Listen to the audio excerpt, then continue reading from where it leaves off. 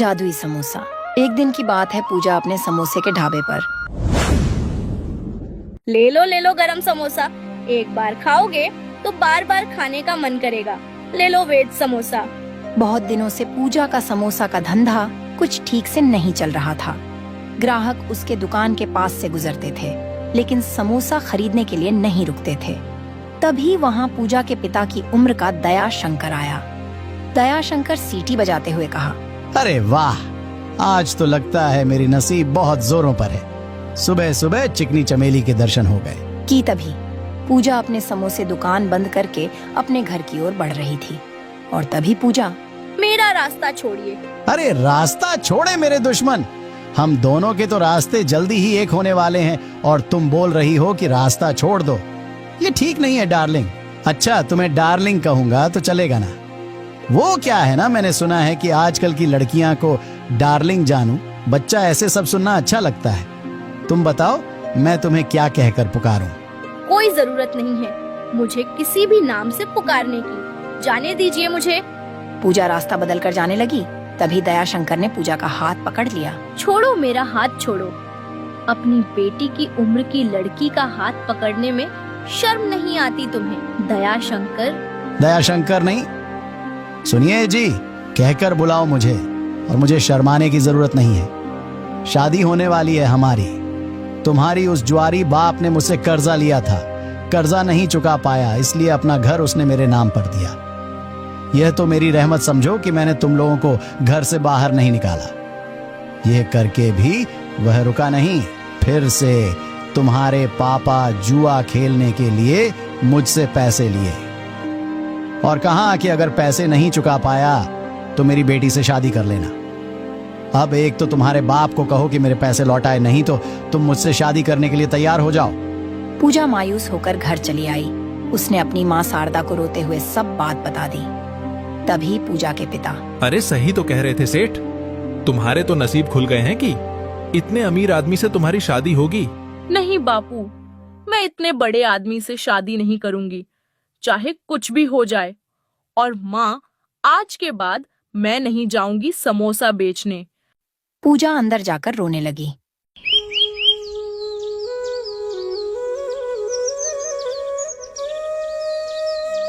और अगले दिन से शारदा समोसा बेचने जाने लगी।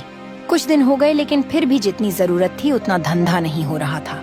शारदा बहुत परेशान हो गई थी। फिर एक दिन शारदा एक जगह पर बैठ गई है और तभी, भगवान, और कितनी परीक्षा लोगे हमारी? इतनी मेहनत करके भी पैसे हाथ में नहीं आते। पति है जिसे जुआ खेलने से फुर्सत नहीं मिलती।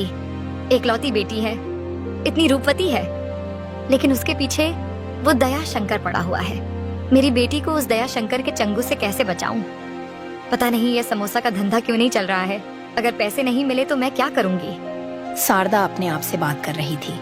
तभी उसके पास बूढ़ी दादी आकर बैठ गई। क्या हुआ बेटी, क्यों रो रही हो? क्या बताऊं अम्मा, मेरे जीवन में इतनी परेशानियां हैं कि क्या कहूं। शारदा ने अपनी राम कहानी बूढ़ी अम्मा को बताई। अरे बेटा, ये लो, कल से तुम ये मसाला डालकर समोसा बनाना। देखना, इस जादुई मसाले से जो समोसा बनेगा उसका स्वाद के चर्चे दूर दूर तक होंगे। जल्दी तुम्हारी सारी परेशानियां दूर हो जाएंगी। शारदा को वो मसाला देकर बूढ़ी अम्मा गायब हो गई। अगले दिन शारदा ने उस जादुई मसाले से समोसा बनाया।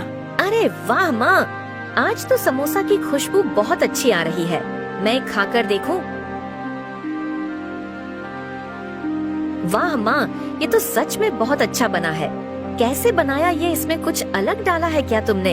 हाँ, कल रात को मैं थक कर उस पुराने खंडर के पास बैठी थी। तभी वहाँ एक बूढ़ी अम्मा आई थी। मैं बहुत परेशान होकर रो रही थी। तभी उन्होंने मुझे मेरे रोने का कारण पूछा। जब मैंने उन्हें हमारे बारे में सब सच बताया, तब उन्होंने मुझे ये मसाला दिया और कहा कि इसमें समोसे में डालकर समोसा बनाऊंगी तो समोसा का स्वाद बढ़ जाएगा। वही मसाला डाली हूँ अभी इसमें। क्या उस खंडर के पास? माँ, तुम्हें पता नहीं वहाँ क्या है? तुम इतनी डर क्यों रही हो?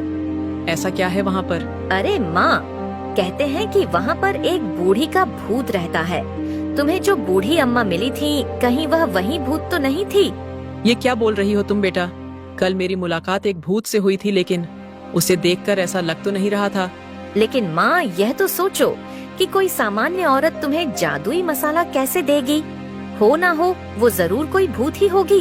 अब वो कोई भी हो, क्या फर्क पड़ता है? अगर उसके इस मसाले की वजह से हमारे समोसा की बिक्री बढ़ गई तो अच्छी ही है ना। सोचो, हम उस दया शंकर के सारे पैसे चुका देंगे तो उसे तुम्हारा पीछा छोड़ना होगा। हाँ, यह बात तो है। सिर्फ एक बात याद रखना, किसी को कानों कान खबर ना हो कि हमें किसी भूतनी ने जादुई मसाला दिया था। शारदा अपना दुकान खोलकर बैठी हुई थी कि तभी जादुई समोसा की महक पूरे गांव में फैल रही थी। अरे शारदा, आज तो बहुत बढ़िया खुशबू आ रही है तुम्हारे इस दुकान से। जरा 2-3 समोसा खिलाओ तो। शारदा ने दयाशंकर को गर्मागर्म समोसा सॉस के साथ दिया। दयाशंकर खाने लगा। अरे वाह, क्या स्वाद है। वाह वाह, मजा आ गया। शारदा, क्या खूब समोसा बनाया है। आज तुमने सच में दिल खुश हो गया। वैसे तो मुझे ये समोसा कुछ खास पसंद नहीं है, ये तो सारे नए जमाने के चोंचले हैं, लेकिन उसकी सुगंध इतनी अच्छी आ रही थी कि मेरा जी मचल गया।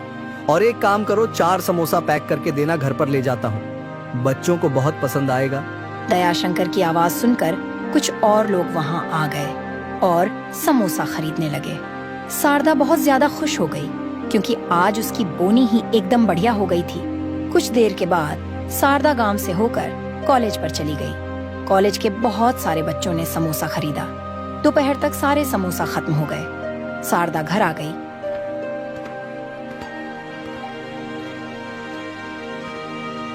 अरे माँ, इतनी जल्दी आ गई आज? अरे पूछो ही मत, आज तो गजब हो गया। सच में उस मसाले ने तो कमाल कर दिया। जब मैं यहाँ से निकली, थोड़ी दूर पर दयाशंकर सेठ मिल गए। समोसा की खुशबू से गीछे चले आए। 2-3 समोसा खा लिए उन्होंने और 4 पैक करके घर ले गए। इतनी तारीफ कर रहे थे समोसा की कि क्या ही बताऊं। उनकी आवाज सुनकर कुछ और गांव वाले आए और उन्होंने भी समोसा खरीद लिया। आज तो बहुत अच्छी बोनी हो गई थी। फिर मैं कॉलेज पर चली गई। वहां भी बच्चों की खाने की छुट्टी हुई थी। बहुत से बच्चे बाहर आए और समोसा लेकर चले गए। सारे समोसा खत्म हो गए। अरे वाह, मतलब भूतनी ने दिए हुए मसाले ने आपका काम कर दिया। अगर रोज ऐसे ही समोसा की बिक्री होने लगी तो बहुत जल्द हम सारा कर्जा चुका देंगे। हाँ बेटा, ऐसा ही होगा।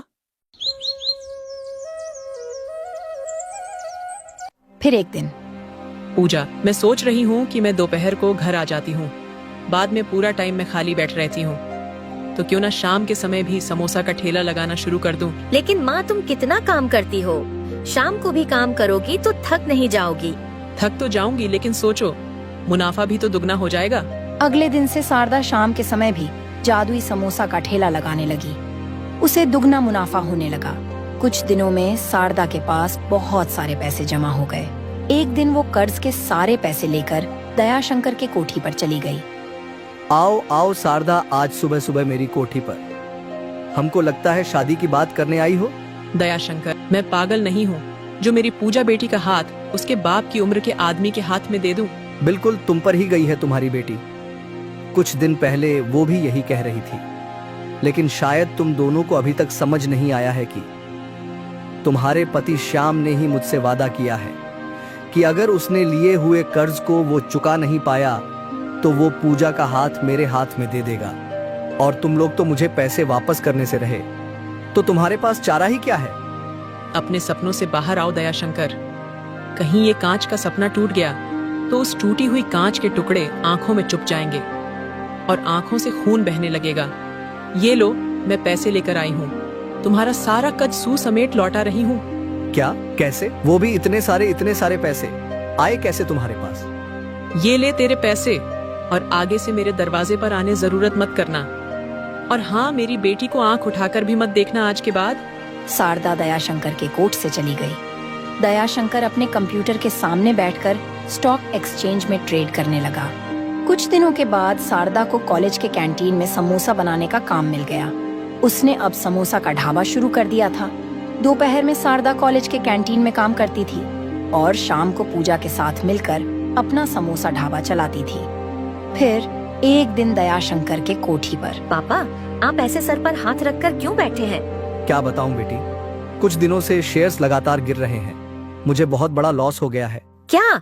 तो अब आप क्या करेंगे पापा? अब क्या, जितना भी पैसा बचा है उसे भी लगा देता हूँ।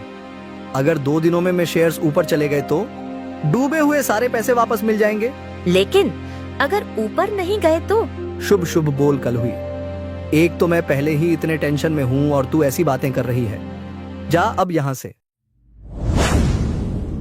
3 दिन बीत गए, लेकिन शेयर मार्केट ऊपर नहीं आया। दयाशंकर के बचे कूचे पैसे भी डूब गए। उसे अपनी कोठी भी बेचनी पड़ी। अब दयाशंकर रास्ते पर आ गया था।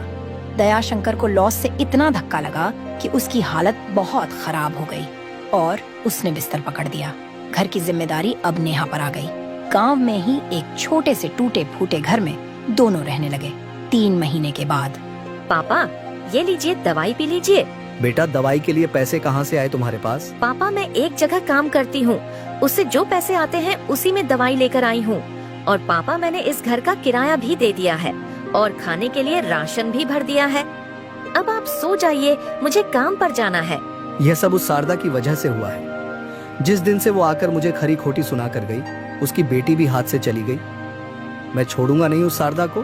पापा अब तो समझिए, इसमें शारदा चाची की कोई गलती नहीं है। पूजा मेरी उम्र की है। उसके साथ शादी की बात करने के बारे में सोचते हुए आपको ही शर्म आनी चाहिए थी। कौन सी माँ चाहेगी कि उसकी बेटी की शादी ऐसे आदमी से हो? तुझे बहुत दया आ रही है उन पर? दया तो उन्होंने हम पर दिखाई है। पापा मैंने आज तक आपको बताया नहीं, लेकिन हमारा घर जो चल रहा है ना, वो उनकी वजह से है। मैं शारदा चाची के ढाबे पर ही काम करती हूँ। क्या बोल रही हो बेटी, सच में क्या? हाँ पापा, आपने उनके साथ इतना बुरा किया, उनका घर भी ले लिया, फिर भी उन्होंने हमारे बुरे वक्त में हमें सहारा दिया है। दयाशंकर नेहा की बात सुनकर हक्का बक्का रह गया। उसने शारदा को घर बुलाकर माफी मांगी। नेहा शारदा के साथ काम करते हुए पैसे कमाने लगी और धीरे धीरे उनकी भी जिंदगी सुधर गई।